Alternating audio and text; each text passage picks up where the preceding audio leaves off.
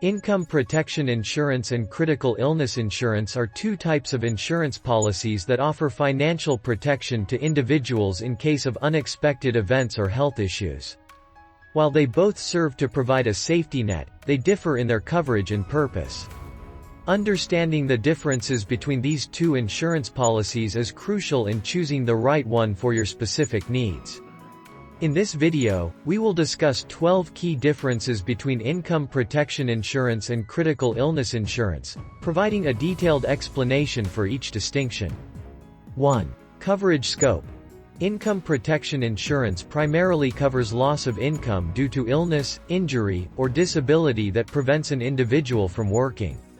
It provides regular income payments during the policy term until the insured person can return to work or until the policy's expiration date.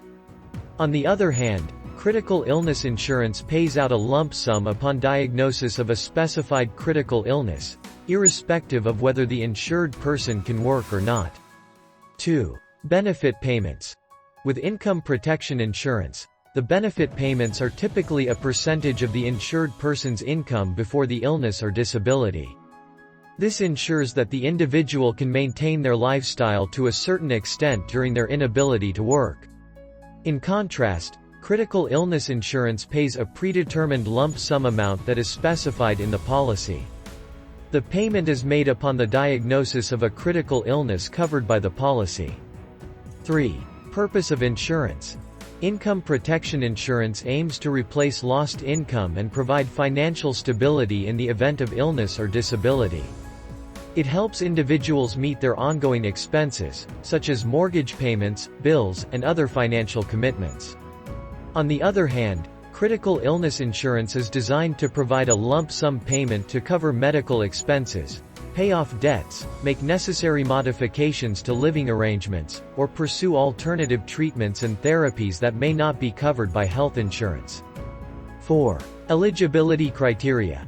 Income protection insurance usually requires the insured person to be actively employed, self-employed, or have a regular income source. The policy often has specific criteria related to the insured person's occupation, such as the ability to perform their job duties.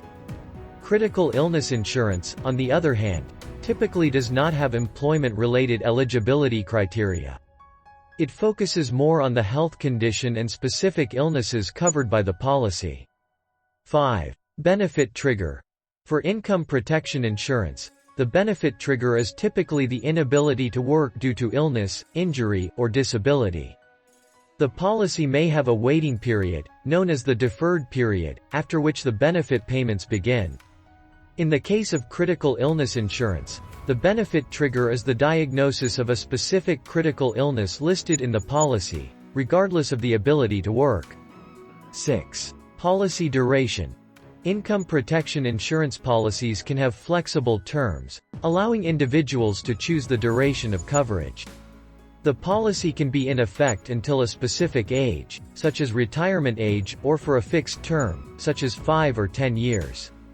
Critical illness insurance policies, on the other hand, are typically for a fixed term or until the insured person reaches a certain age.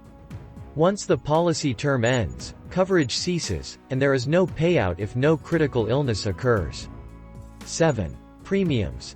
The premiums for income protection insurance are generally higher compared to critical illness insurance. This is because income protection insurance offers ongoing income replacement for an extended period, whereas critical illness insurance provides a lump sum payment upon diagnosis of a critical illness. The premiums for critical illness insurance are typically lower due to the nature of the coverage. 8. Waiting period. Income protection insurance policies often have a waiting period, also known as the deferred period, before the benefit payments commence. This waiting period can range from a few weeks to several months, and the insured person must cover their expenses during this time. Critical illness insurance policies do not typically have a waiting period, and the lump sum payment is made upon the diagnosis of a covered critical illness. 9. Illness coverage. Income protection insurance covers a broader range of illnesses and disabilities that prevent the insured person from working. It includes both physical and mental health conditions, as long as they meet the policy's definition of incapacity to work. Critical illness insurance, however, focuses specifically on a predefined list of critical illnesses mentioned in the policy, such as cancer, heart attack, stroke, and organ transplant, among others. 10. Claim process. When claiming under an income protection insurance policy, the insured person needs to provide evidence of their inability to work due to illness or disability. The claim process involves submitting medical reports, proof of income loss, and other relevant documentation. In the case of critical illness insurance, the insured person needs to provide a medical diagnosis confirming the critical illness covered by the policy. The claim process generally requires submission of medical reports and supporting documentation. 11. Multiple claims. Income protection insurance allows for multiple claims during the policy term if the insured person experiences recurring periods of illness or disability. Each claim is subject to the waiting period and any specific terms and conditions outlined in the policy. Critical illness insurance, however, typically pays out only once upon the diagnosis of a covered critical illness. Once the lump sum payment is made, the policy usually terminates. 12. Flexibility and customization.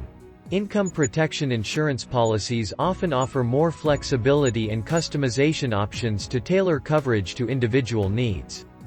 The insured person can choose the waiting period, benefit period, and coverage amount based on their circumstances and preferences. Critical illness insurance policies, in comparison, are generally less flexible, with predefined coverage amounts and limited customization options. Conclusion. In summary, income protection insurance and critical illness insurance differ significantly in terms of coverage scope, benefit payments, purpose, eligibility criteria, benefit triggers, policy duration, premiums, waiting periods, illness coverage, claim processes, multiple claims, and flexibility. Understanding these differences is essential in selecting the insurance policy that aligns with your specific financial protection needs and priorities. It is advisable to carefully assess your circumstances, consult with insurance professionals, and compare the terms and benefits of different policies before making a decision. Hope you liked our video. Please hit the like button and subscribe to our channel to keep us motivated.